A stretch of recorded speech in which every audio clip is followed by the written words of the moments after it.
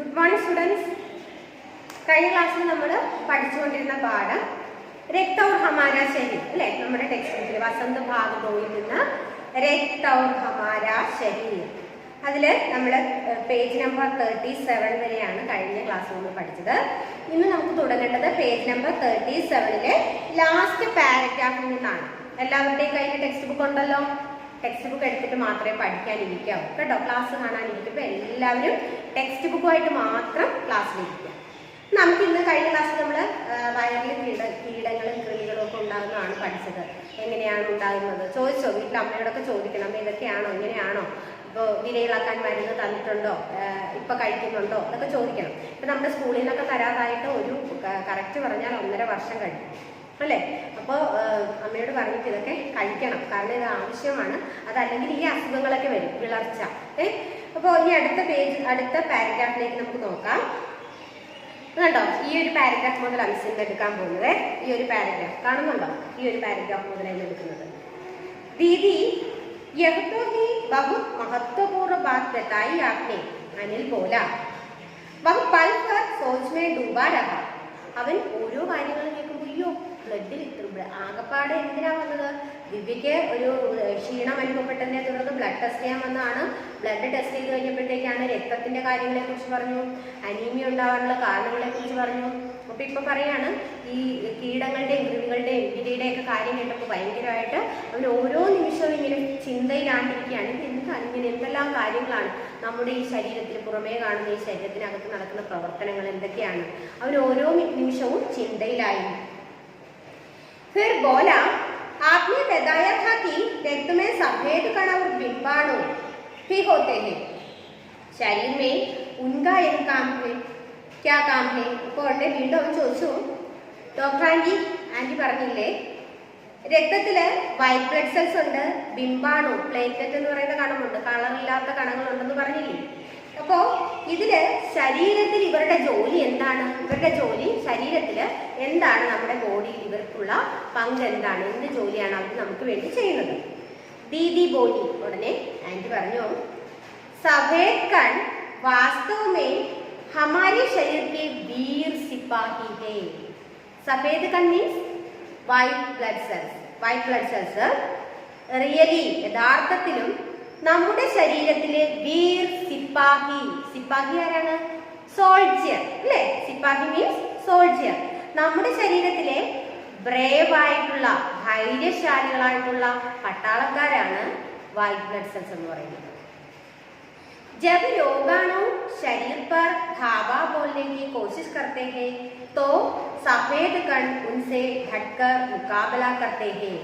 അതായത് എപ്പോഴാണോ രോഗാണുക്കൾ നമ്മുടെ ശരീരത്തിൽ ഇങ്ങനെ കയറാനായിട്ട് വരുന്നത് ആ സമയത്ത് വൈറ്റ് ബ്ലഡ് സെൽസ് എന്ത് ചെയ്യും? സ്റ്റോപ്പ് എൻട്രി കൊടുക്കും. ഇങ്ങോട്ട് കയറണ്ട, ഇവിടെ നോക്കാൻ ഞാനുണ്ട്, എനിക്കറിയാം ഇവിടുത്തെ കാര്യങ്ങൾ ചെയ്യാൻ, അതുകൊണ്ട് പുറത്തുനിന്നുള്ള ആളുകളെ ഒന്നും ഇങ്ങോട്ടേക്ക് കയറ്റുന്നില്ല എന്ന് പറഞ്ഞിട്ട് ഒരു സ്റ്റോപ്പ് മെമ്മോ കൊടുക്കും. और जहां तक संभव हो पाता है രോഗാണുവോ को भीतर घर नहीं करने देते. അതായത് ഈ വൈറ്റ് ബ്ലഡ് സെൽസ് ആണ്. അതായത് സാധാരണ നമ്മൾ പറയും നല്ല ആരോഗ്യമുള്ള ആളുകൾക്ക് പെട്ടെന്നൊന്നും അസുഖമൊന്നും പിടിക്കത്തില്ല. ഇപ്പൊ തന്നെ ഈ കോവിഡ് പോസിറ്റീവ് എല്ലാവരിലേക്കും സ്പ്രെഡ് ആയിക്കൊണ്ടിരിക്കുക. ചിലപ്പോൾ ഒരു വീട്ടില് 5 പേരുണ്ടെങ്കിൽ 3 പേർക്ക് കോവിഡ് പോസിറ്റീവ് ആകും, ബാക്കിയുള്ള 2 പേരെ കോവിഡ് പോസിറ്റീവ് ആകത്തില്ല. ടെസ്റ്റ് ചെയ്താൽ നെഗറ്റീവ് ആയിരിക്കും. പക്ഷേ എന്തായിരിക്കും കാരണം? അവര് ആ പോസിറ്റീവായ ആളുകൾ കുറച്ച് വീക്കായിട്ടുള്ള ബോഡി ആയിരിക്കും. കുറച്ച് പേര് നല്ല ഒരു ഏത് അസുഖവും നമ്മുടെ ശരീരത്തെ ബാധിക്കുന്നത് എങ്ങനെയാണ്? നമ്മുടെ ഹെൽത്ത് കണ്ടീഷൻ. നമ്മൾ കുറച്ച് ടയേർഡാണ്, വീക്കാണെന്ന് തോന്നിക്കഴിഞ്ഞാൽ എന്ത് ചെയ്യും? നമ്മളെ കളിസ്ഥലത്ത് തന്നെ പോകുമ്പോൾ എന്ത് ചെയ്യും? കുറച്ച് നമുക്ക് വയ്യ തീരെ എന്ന് പറഞ്ഞാൽ ഇച്ചിരി തണ്ടുള്ളവൻ എന്ത് ചെയ്യും? നമ്മുടെ അടുത്ത് വന്നിട്ട് ആഘോഷിച്ചിട്ട് വിളിക്കും അല്ലേ. എന്താന്ന് ചോദിച്ചിട്ട് നമ്മൾ വിളിക്കും. പക്ഷെ ഇച്ചിരി നല്ല ആരോഗ്യമൊക്കെ ഉള്ള ഹെൽത്തി ആയിട്ടുള്ള ഒരാളോട് ഒരു മെലിഞ്ഞവൻ കയറി അങ്ങോട്ട് ചെല്ലുവോ? ഇല്ല.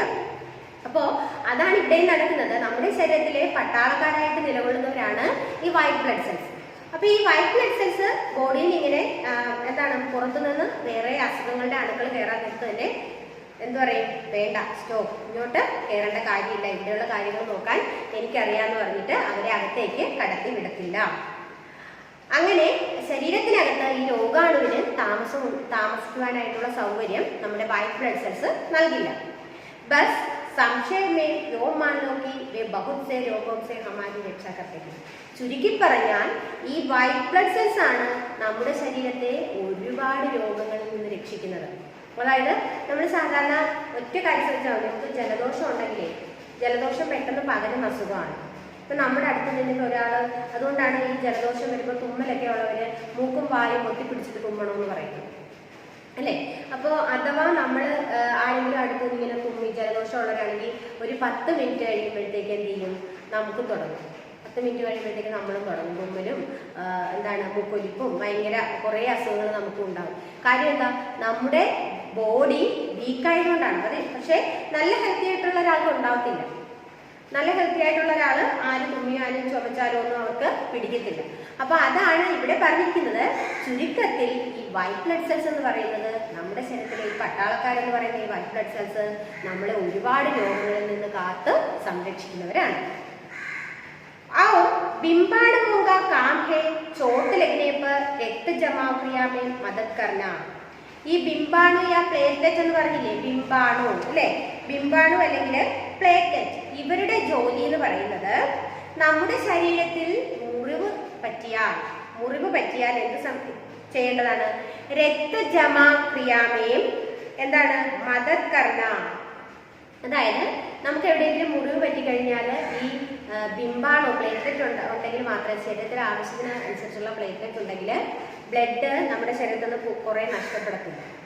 കാരണം ഈ നമ്മൾ സാധാരണ പഠിച്ചിട്ടുണ്ട്, രക്തം കട്ട പിടിക്കാൻ സഹായിക്കുന്ന ജീവകം കെ എന്നൊക്കെ നമ്മൾ പഠിച്ചിട്ടുണ്ട് അല്ലേ, വൈറ്റമിൻ കെ.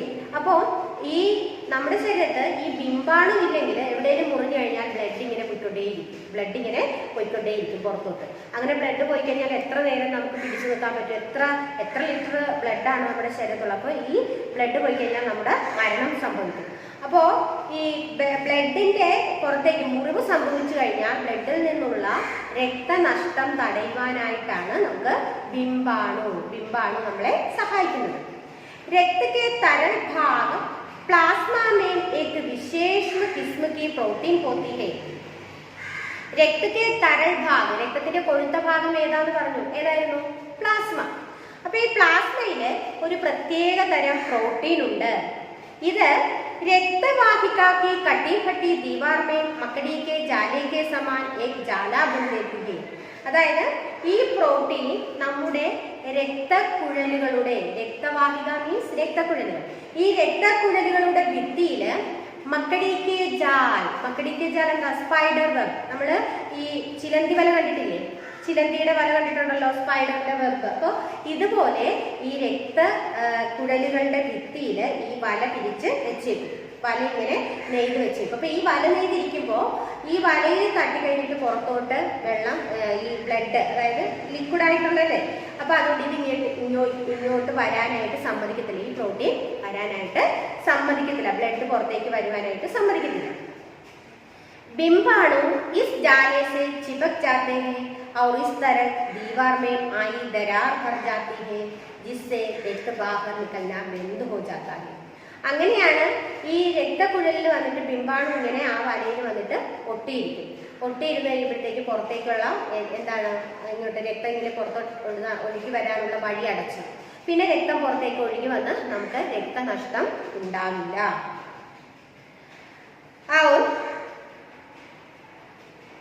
अनिल बोला, दीदी लेकिन खाल गहरा हो तब तो खून बहुता ही चला जाता है. അപ്പോൾ ചോദിച്ചു, ആൻറ്റി ബ്ലഡ് നമ്മൾ പറഞ്ഞല്ലോ, ബ്ലഡ് അതിൻ്റെ നഷ്ടം ഉണ്ടാവാതിരിക്കാനാണ് ഇങ്ങനെ രക്തക്കുഴലുകളുടെ ഭിത്തിയിൽ ഈ ഒരു പ്രോട്ടീൻ ഉണ്ട്, ബിംബാണു അതിനകത്ത് വന്ന് പറ്റിയിരിക്കും, അപ്പോൾ ബ്ലഡ് പുറത്തേക്ക് വരില്ല. പക്ഷെ ആഴത്തിലുള്ള മുറിവാണെങ്കിലും, അപ്പോൾ നമ്മുടെ കൈ ചെറുതായിട്ട് ഇത്രയും മുറിഞ്ഞിട്ടുള്ളൂ, ബ്ലഡ് വന്നു കഴിയുമ്പോൾ നമ്മൾ ഇങ്ങനെ കൈ പൊക്കി പിടിക്കും, തൂണ് ചുറ്റി വയ്ക്കും അല്ലേ. അപ്പോൾ അത് കഴിഞ്ഞിട്ട് പക്ഷെ കുറച്ചുകൂടി വലിയ ഇത്രയും നീളമുള്ള മുറിവാണെങ്കിൽ എന്ത് ചെയ്യും, വലിയ ആഴത്തിലുള്ള മുറിവാണ്, കുറച്ച് നീളമുള്ള അല്ലെങ്കിൽ ആഴത്തിലും കുറച്ച് വലിപ്പവുമുള്ള മുറിവാണെങ്കിൽ എന്ത് ചെയ്യും ആൻറ്റി, അപ്പോഴും ബ്ലഡ് ഇങ്ങനെ വരാതിരിക്കുമോ? അപ്പൊ ചോദിച്ചു, അപ്പോഴെന്താണ് ചെയ്യുക? ऐसे समय में उस व्यक्ति को जल्दी से डॉक्टर के पास ले जाना चाहिए. അപ്പൊ ഡോക്ടർ പറഞ്ഞു, അപ്പോൾ എന്ത് ചെയ്യണം, നമ്മൾ ബ്ലഡ് നമ്മൾ വിചാരിക്കുകയാണ് ഒരു കൈ ഇവിടെ നിന്ന് ഇവിടെ വരെ മുറിഞ്ഞു അല്ലെങ്കിൽ കാല് മുറിഞ്ഞു, ഉടനെ പറയാം, ഓ നമ്മുടെ ശരീരത്തിൽ ബിംബാണു ഉണ്ട്, പ്രോട്ടീൻ ഉണ്ട്, അതുകൊണ്ട് ഇപ്പം തന്നെ രക്തക്കുഴലുകളിൽ വന്നിട്ട് ബ്ലോക്ക് ചെയ്തിട്ട് ബ്ലഡ് പുറത്തേക്ക് വരാൻ സമ്മതിക്കത്തില്ല, മുറിവ് തന്നെയും കരിഞ്ഞു എന്ന് പറഞ്ഞിട്ട് നമുക്ക് ഇരിക്കാൻ പറ്റത്തില്ല. പെട്ടെന്ന് തന്നെ മുറിവേറ്റ വ്യക്തി എവിടെ എത്തിക്കണം? ഹോസ്പിറ്റലിൽ എത്തിക്കണം, ഡോക്ടറുടെ അടുത്തേക്ക് എത്തിക്കണം. അപ്പോഴാണ് സ്റ്റിച്ച് ഇടുന്നത് അല്ലേ? നമ്മൾ കണ്ടിട്ടുണ്ടല്ലോ, കുറച്ച് കൂടുതൽ മുറിഞ്ഞു കഴിഞ്ഞാൽ ഉടനെ ഹോസ്പിറ്റലിൽ കൊണ്ടുപോയി അവർ സ്റ്റിച്ച് ഇടും അല്ലേ? അപ്പോൾ എത്രയും വേഗം രോഗിയെ ഡോക്ടറുടെ അടുത്തേക്ക് എത്തിക്കുക. जरूरत समझने पर ऐसी स्थिति से निपटने के लिए कुछ धागे भी लगाने पड़ सकते हैं, किंतु डॉक्टर के पास पहुंचने तक के समय में चोट के स्थान पर कसकर एक साफ कपड़ा बांध देना चाहिए. അതായത് ഇങ്ങനെയുള്ള സിറ്റുവേഷൻസ് നമുക്ക് പെട്ടെന്ന് ഡോക്ടറെ അടുത്തേക്ക് നമ്മൾ ഇപ്പം മുറിയും എന്ന് പറഞ്ഞിട്ട് ഹോസ്പിറ്റലിൻ്റെ അടുത്ത് പോയി നിന്നിട്ടാണ് കൈ മുറിയുന്നത്. അല്ല, നമ്മൾ കുറച്ച് വീട്ടിലാണെങ്കിൽ ഈ വീട്ടിൽ നിന്ന് നമ്മൾ ഹോസ്പിറ്റലിലേക്ക് എത്താൻ കുറച്ച് സമയമെടുക്കും ഇല്ലേ? അപ്പം ഈ സമയത്തിനുള്ളിൽ നമ്മൾ എന്താ ചെയ്യേണ്ടത്? ആ മുറിഞ്ഞ ഭാഗം, മുറിഞ്ഞ സ്ഥലം ഏതാണോ നമ്മുടെ മുറിവ് പറ്റിയ ഭാഗം, അവിടെ നല്ല ഒരു വൃത്തിയുള്ള തുണി കൊണ്ട് അമർത്തി കെട്ടിവെക്കണം. ബ്ലഡ് പുറത്തേക്ക് വരാത്ത രീതിയിൽ ഇങ്ങനെ കയ്യോ കാലോ പിടിച്ചിട്ട് അമർത്തി കെട്ടിവെക്കണം. എങ്കിൽ മാത്രമേ ആ ബ്ലഡിന്റെ നഷ്ടം, രക്തം പുറത്തേക്ക് ഒഴുകി ബ്ലഡ് നഷ്ടപ്പെടാതിരിക്കാൻ പറ്റത്തുള്ളൂ. അങ്ങനെ നമുക്ക് അത് കാത്തു വെക്കാനായിട്ട് പറ്റുകയുള്ളൂ. दबाव पड़ने से रक्त का बहना कम हो जाता है. അപ്പോൾ നമ്മുടെ കയ്യോ കാലോ മുറിഞ്ഞു, നമ്മൾ എന്ത് ചെയ്യും? ബ്ലഡ് ഇങ്ങനെ തുണി വെച്ചിട്ട് ഇങ്ങനെ അമർത്തി കെട്ടുമ്പോഴത്തേക്ക് ഇങ്ങനെ അമർത്തി പിടിക്കുമ്പോൾ ബ്ലഡ് പുറത്തേക്ക് വരത്തില്ല. അങ്ങനെ ഒരു ദബാവ് മീൻസ് എന്താ? ഈ അമർത്തൽ ഒരു പ്രഷർ കൊണ്ട് അങ്ങനെ അകത്തേക്ക് നമ്മളിങ്ങനെ അമർത്തി വെച്ചിരിക്കുന്ന ആ പ്രസ്സിങ്ങിൽ പിന്നെ അത് പുറത്തേക്ക് വരാനായിട്ട് കുറച്ച് താമസം വരും. അതുകൊണ്ട് ആ സമയത്തിനുള്ളിൽ എത്രയും പെട്ടെന്ന് തന്നെ നമ്മൾ ഈ മുറിവ് പറ്റിയ ആളെ ഡോക്ടറുടെ അടുത്തേക്ക് എത്തിക്കണം. उस व्यक्ति के लिए काफी लाभप्रद सिद्ध हो सकते हैं, किंतु अगर बहुत अधिक रक्त बह जाए तो उसे रक्त चढ़ाने की जरूरत भी पड़ सकती है. अथवा ആ മുറിവ് പറ്റിയ വ്യക്തിക്ക് ഒരുപാട് ബ്ലഡ് പോയി, രക്തനഷ്ടം ഉണ്ടായിട്ടുണ്ടെങ്കിൽ നമ്മൾ അയാൾക്ക് ബ്ലഡ് കൊടുക്കേണ്ടി വരും അല്ലേ? രക്തം കയറ്റുകയും ചെയ്യണം. കാരണം ഈ ശരീരത്തിൽ നിന്ന് നമ്മുടെ ശരീരത്തിൽ എത്ര ലിറ്റർ രക്തം ഉണ്ടാവും? നമ്മൾ ആ രക്തത്തിൽ 1-2 ലിറ്റർ പുറത്തേക്ക് നമ്മളിങ്ങനെ 1 ലിറ്റർ ബ്ലഡ് അല്ലെങ്കിൽ എത്ര മില്ലി ബ്ലഡ് പുറത്തേക്ക് പോയി.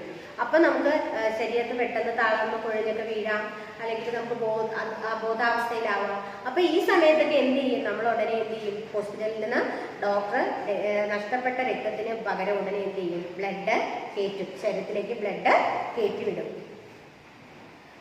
दीदी ने समझाते हुए कहा, अनिल ने कहा, क्या ऐसे समय में किसी भी व्यक्ति का खून काम आ सकता है? അപ്പോൾ ഉടനെ ദീദി പറഞ്ഞു, ഇങ്ങനെയാണ്, ബ്ലഡ് ഒരുപാട് നഷ്ടമായിട്ടുണ്ടെങ്കിൽ നമ്മൾ പകരം ബ്ലഡ് കയറ്റി കൊടുക്കണം. അപ്പോൾ അനിൽ ഉടനെ ചോദിച്ചു, ഏതെങ്കിലും ആളുകളുടെ ബ്ലഡ്, ഇപ്പോൾ എനിക്ക് പെട്ടെന്ന് ഒരു മുറിവ് പറ്റി, ഞാൻ ഹോസ്പിറ്റലിലാണെങ്കിൽ അവിടെയുള്ള ഏതെങ്കിലും ഒരാളുടെ ബ്ലഡ് എടുത്ത് എനിക്ക് കയറ്റാൻ പറ്റുമോ എന്ന് അനിൽ ചോദിച്ചു. ദീദി बोली, अनिल, हर किसी का रक्त एक सा नहीं होता. कुछ विशेष गुणों के आधार पर रक्त को 4 मुख्य वर्गों में बांट दिया गया है. जरूरतमंद व्यक्ति के रक्त समूह की जांच करने के बाद उसे उसी रक्त समूह का रक्त चढ़ाया जाता है. അപ്പോൾ ഉടനെ പറഞ്ഞു, അനിൽ, അങ്ങനെ എല്ലാവരുടെയും ബ്ലഡ് എടുത്ത് കയറ്റാൻ പറ്റത്തില്ല. രക്തത്തിന്റെ ആ രക്തം ടെസ്റ്റ് ചെയ്ത് അതിനകത്തുള്ള ഗുണങ്ങളുടെ അടിസ്ഥാനത്തിൽ രക്തത്തെ 4 ആയിട്ട് തിരിച്ചിട്ടുണ്ട്. നമ്മൾ പഠിച്ചിട്ടുണ്ടല്ലേ, O ഗ്രൂപ്പ് ഉണ്ട്, A ഗ്രൂപ്പ് ഉണ്ട്, B ഗ്രൂപ്പ് ഉണ്ട്, AB ഗ്രൂപ്പ് ഉണ്ട് അല്ലേ? അപ്പൊ ഈ O പോസിറ്റീവും O നെഗറ്റീവും, A പോസിറ്റീവും A നെഗറ്റീവും, B പോസിറ്റീവും B നെഗറ്റീവും, AB പോസിറ്റീവും AB നെഗറ്റീവ്, ഇങ്ങനെ 4 ഗ്രൂപ്പുകളാണ് നമ്മുടെ ശരീരത്തിലുള്ള ബ്ലഡ്. അപ്പോൾ ഓരോരുത്തർക്കും അതിലെ ഗ്രൂപ്പ് വ്യത്യസ്തമായിരിക്കും അല്ലേ? ഇപ്പോൾ A പോസിറ്റീവായ, ഇപ്പോൾ എനിക്കാണെങ്കിൽ A പോസിറ്റീവായ ബ്ലഡ് തന്നെ കയറ്റണം, അല്ലെങ്കിൽ AB പോസിറ്റീവ് ആണെങ്കിൽ AB പോസിറ്റീവായവരുടെ ബ്ലഡ് തന്നെ കയറ്റേണ്ടതുണ്ട്. അപ്പോൾ അതുകൊണ്ട് അതേ രീതിയിലുള്ള ബ്ലഡ് മാത്രമേ കയറ്റാൻ സാധിക്കത്തുള്ളൂ. लेकिन जरूरत के समय यदि उस रक्त समूह का कोई व्यक्ति मिले ही नहीं तब അനിലിനെ പൂച്ചപ്പോട്ടെ അനിൽ ചോദിച്ചു, അത്യാവശ്യം നമുക്ക് ഈ ബ്ലഡ് കിട്ടിയില്ലെങ്കിൽ എന്ത് ചെയ്യും? അത്യാവശ്യം ഇപ്പോൾ നമ്മൾ ഹോസ്പിറ്റലിൽ ചെല്ലുവാണ്, AB പോസിറ്റീവായ ഒരാൾ ആക്സിഡൻ്റ് ആയി, ബ്ലഡ് വേണം, ഉടനെ ഹോസ്പിറ്റലിലേക്ക് ചെല്ലുവാണ്.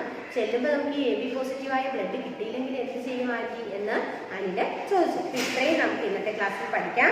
പേജ് നമ്പർ 38 വരെയാണ് നമ്മൾ ഇന്ന് പഠിച്ചിരിക്കുന്നത്, പേജ് നമ്പർ 38 വരെ. അപ്പോൾ ഇന്ന് നിങ്ങൾ കമ്പൽസറി ആയിട്ട് ഈ ടെക്സ്റ്റ് ബുക്ക് വായിക്കാം. നല്ല ഇൻട്രസ്റ്റിംഗ് ആയിട്ടുള്ള കാര്യങ്ങളാണ് നമ്മൾ പഠിക്കുന്നത്. സയൻസ് ആണ് പഠിച്ചത്, പക്ഷെ അത് നമ്മൾ ഹിന്ദി ലാംഗ്വേജിലൂടെയാണ് പഠിച്ചത്. നിങ്ങൾ എല്ലാവരും ടെക്സ്റ്റ് ബുക്ക് നന്നായിട്ട് വായിക്കുക. ഇന്ന് നമുക്ക് ക്ലാസ് നിർത്താം.